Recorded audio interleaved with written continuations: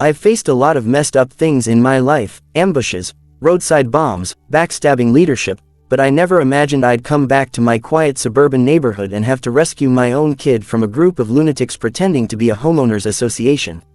My name's Dean. I served 15 years as a Navy SEAL, completed 6 deployments, 2 of them black ops, and got out with 2 Purple Hearts and a fused spine.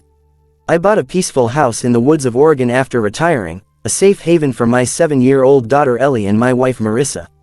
The property was secluded, fenced off, with cameras on the perimeter and a big yard where Ellie could play freely with our Labrador, Moose. I didn't know we were being watched. Not until a man in a red polo shirt walked up our driveway one Saturday morning, clipboard in hand, calling himself the president of our HOA. Funny, because we never had an HOA.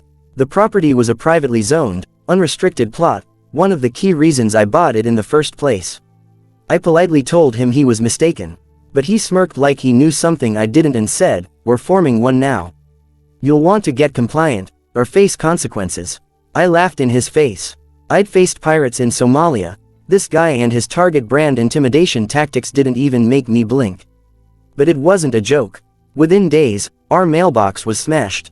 2 of our motion cameras were disabled with spray paint. And then, the ultimate line was crossed.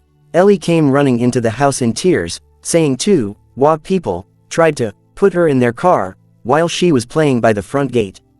That was the last straw. These weren't annoying neighbors anymore. This was war. I don't lose composure easily, but when your kid tells you 2 grown adults tried to grab her right outside your house, something in your brain snaps. I called the local sheriff immediately, filed a report, and requested patrols. But even the deputy seemed hesitant. "These folks, they're not exactly strangers to us," he said vaguely. Apparently, this so-called HOA was just a gang of entitled residents from 3 houses down who'd been trying to control the area for years. Their little power trip included threats, fake fines, and intimidation, but they'd never gotten physical. Until now. I checked my cameras. Sure enough, there they were, 2 middle-aged creeps in matching red shirts, hovering near my fence line, one even opening the gates slightly before Ellie ran off. I made 15 copies of the footage. Sent it to every local channel. But no one aired it. That's when I knew I had to handle this differently. I knew these cowards would come back. They thought I was just another soft suburban dad. They didn't know about the hidden trip sensors in my driveway, or the infrared perimeter lights. They definitely didn't know about the pressure plate I installed near the gate that tripped a silent alarm in my office. The next time they made a move, I'd be ready. And I wouldn't be calling the sheriff. I'd be handling it SEAL style. I spent the next 2 days preparing. Recalibrated the fence sensors. Got a close friend, also a retired SEAL, to sit in a nearby cabin as backup. We even had our old encrypted comms from our missions. I told Ellie to stay indoors, and Moose never left her side. I knew they were watching the house. And I wanted them to think we were scared. Because when you think your enemy's weak, that's when you walk right into the trap. It happened just after 11 p.m. I heard the trip sensor trigger, a barely audible ping in my earpiece. I looked at the monitor. 2 figures moving fast across the lawn, toward the gate. They weren't even trying to hide this time. One had zip ties in hand. The other carried what looked like a gym bag, probably with more restraint. Gear. I grabbed my suppressed Glock, not because I planned to shoot, but because sometimes presence alone is enough. I moved like a shadow, stepping out the side entrance and circling around behind them. When they reached the gate, one leaned down to fiddle with the latch. That's when I struck. A flash of movement, a clean sweep kick, and the guy hit the ground hard, wrist snapping under him with a crack. Before his buddy could even react, I had my arm around his throat, dragging him back from the gate like he weighed nothing. He clawed at my forearm, gasping. "You messed with the wrong family," I whispered into his ear. He went limp. I zip-tied both of them and called the sheriff, again. This time I had live bodies as evidence, and I told them I'd made a citizen's arrest. The deputy arrived in 20 minutes, jaw clenched when he saw who it was. "The HOA twins again," he muttered. They were taken away on charges of attempted kidnapping, trespassing, and child endangerment. But that wasn't the end. The so-called president hadn't been among them. I knew he was still out there, planning his next move. And I was planning mine, too. Because next time, I wouldn't just break their arms, I'd break their entire operation. The next morning, My front yard looked like a war zone had passed through: flattened grass, zip ties left behind, a busted gate latch, and 2 deep boot prints where those fake HOA creeps had made their last mistake. But even after the sheriff carted them off, I couldn't relax. My instincts, honed through years of deployments, told me something was still coming. Sure enough, by noon, I got a letter shoved under my door. No postage, no envelope, just a typed threat: "You laid hands on our members. There will be consequences. Comply with the law, or next time it won't be so civil." That was it. No signature, no return address, but I recognized the passive-aggressive tone. This was from their so-called president, the smug guy who first approached me. His real name was Carlton Rivers, a trust fund brat who moved into the community 5 years ago and decided he was going to bring order to chaos. That meant trying to control his neighbors, create fake bylaws, and fine people for things like non-neutral paint colors and unapproved lawn gnomes. He targeted retirees and single parents first, people who wouldn't fight back. But I wasn't either of those. I had a list of names now: 10 people who had received fake citations from his group. A few were elderly. One was a single mom who got fined for letting her kid ride a scooter in the driveway. It wasn't just harassment, it was coordinated abuse. So I made some calls to a few of my former teammates, one of whom was now a licensed private investigator. We dug deep into Carlton's background. Turns out, his HOA wasn't just fake, it was a front for a shell nonprofit he created to scam neighbors into paying maintenance dues, which he pocketed. I now had motive, method, and multiple victims. All I needed was to draw him out. I staged it like a chess match. First, I posted a public notice on the community board outside the coffee shop: big bold letters: "Attention, fake HOA activity being investigated, report any incidents to Dean Mitchell, retired SEAL." I included my number and a simple line: "They came for my daughter. Don't wait for them to come for yours." That hit a nerve. Within 48 hours, I had 10 more calls. One woman said they'd threatened to tow her car. Another guy claimed they locked his back gate shut with a chain and padlock. Carlton was escalating because people were fighting back now, and predators don't like that. So I made sure he saw me at the general store, loading a new padlock, a trail cam, and a couple of solar lights into my truck. I nodded at him, calm as a monk. He sneered, but I saw it. His eye twitched. He was rattled. That night, I intentionally left the front gate open an inch and turned off one of the driveway lights. A lure. At 2:43 a.m., the pressure pad alarm chirped once. Someone had taken the bait.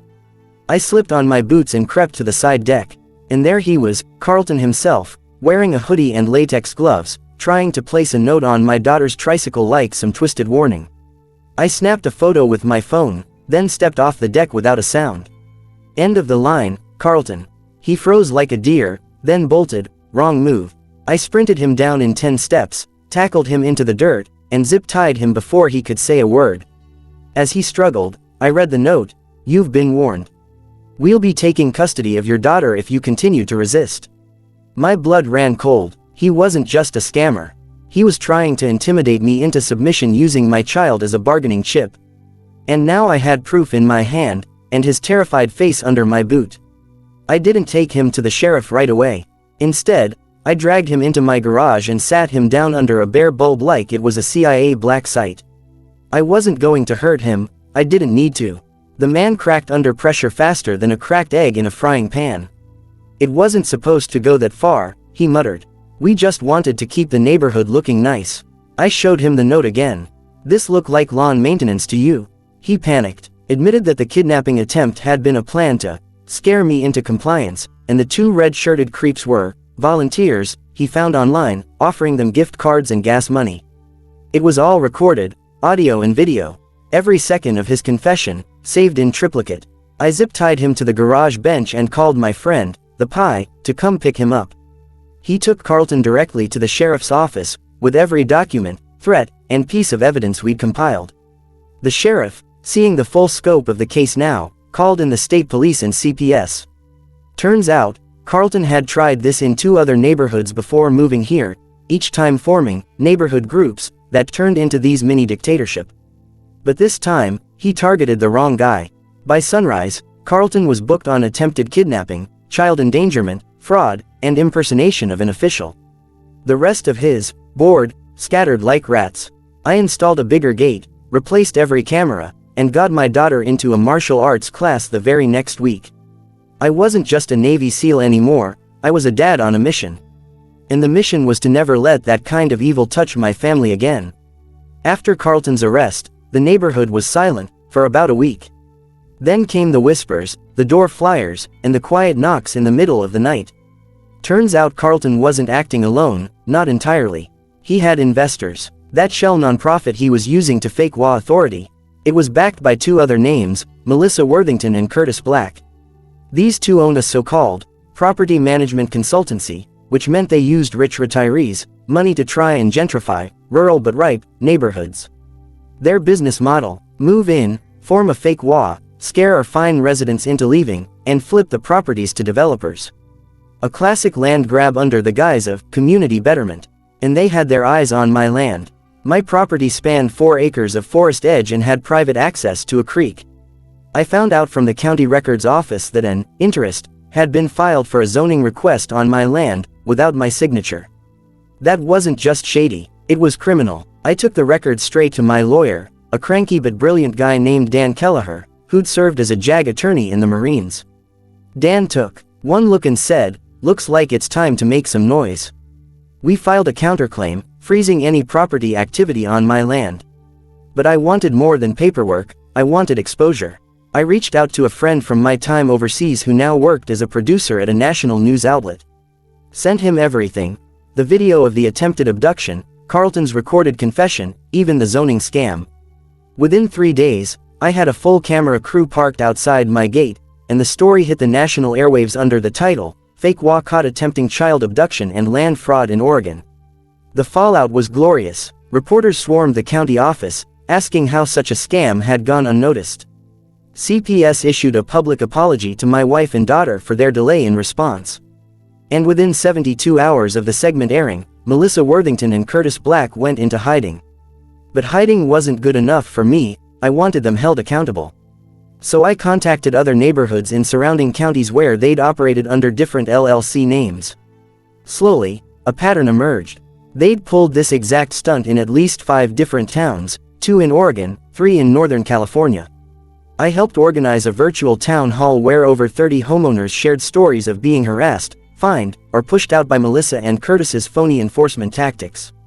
Dan, my lawyer, submitted all the affidavits to the state attorney general. What came next was sweet justice.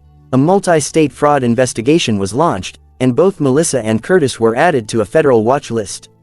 I also worked with local contractors to secure every entry point to my property: steel post gates, reinforced locks, and thermal imaging cameras donated by a veterans tech nonprofit.